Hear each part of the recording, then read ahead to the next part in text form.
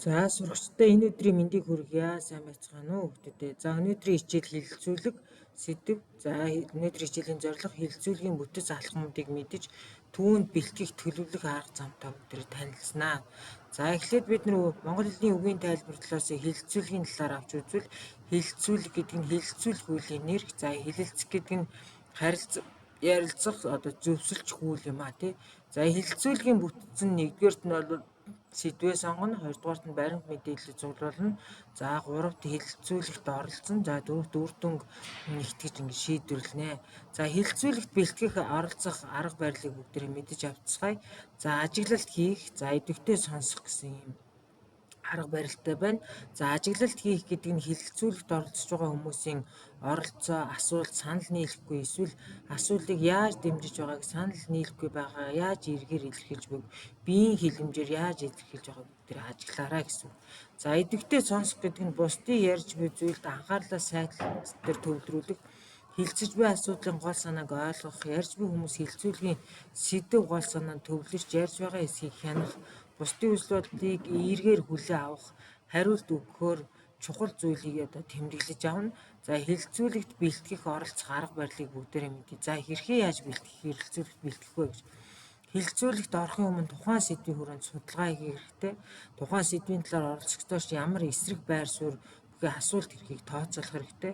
Тухайн сэдвийн хүрээнд өөрөө хизээн оролцож асуултанд юу гэж хариулж хувь нэмрээ оруулах бодох зөвхөн сэдвийн хүрээнд үзэл бодлоо илэрхийлнэ гэдгийг хатууч шиг болох хэрэгтэй. Ойлгомжгүй зүйл гарвал тодруулга авахд бэлэн байх, ярихдаа өөртөө итгэлтэй байхын тулд хэлэлцүүлэгт оролцохоос өмнө сэтгэлээ тайван байх хэрэгтэй байна. За хэлэлцүүлгийн дараах асуултууд байдаг. За хувийн эргэцүүлэл хийх асуултууд. Жишээлбэл та энэний талаар юу гэж бодож байна вэ? Танд ямар санагдаж байна вэ гэж.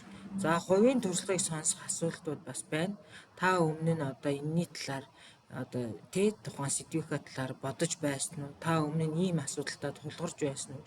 За мөн оновчтой дүгнэлт хийх асуултууд, үйл явцыг илэрхийлэх, танилцуулах асуулт, таамаглал эсвэл тооцоолох асуулт, хариултаа хамгаалах, үндэслэл нотлохыг тодруулах юм асуултууд байна. За хэлэлцүүлэгт оролцохдоо нэгдүгээрт нь сэдвийн хүрээнд тодорхой зэгцтэй ойлгомжтой өөртөө итгэлтэй ярих хэрэгтэй. Хоёрдугаарт нь санал нийцэхгүй чоолох, буруу гэх мэт буруу үйлийг гаргахгүй хүндэтгэлээ хайрцах хэрэгтэй.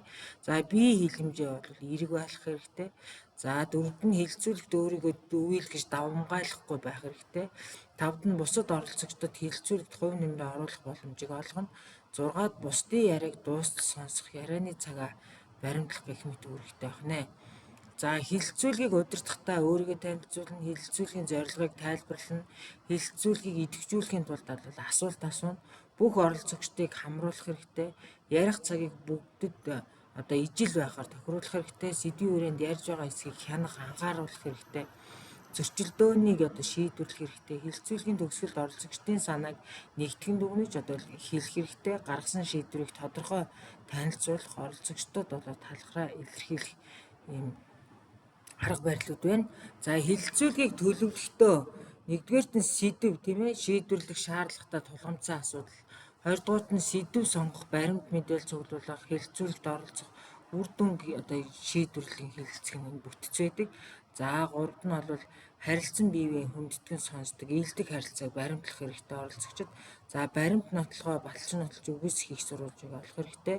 За хамгийн сүүлийн шат нь бол шийдэл хэлэлцүүлэлт хамтран шийдэлд хүрнэ.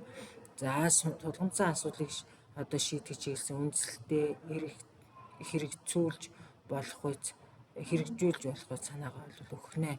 За анхаарал хандуулсан та бүхэндээ баярлалаа.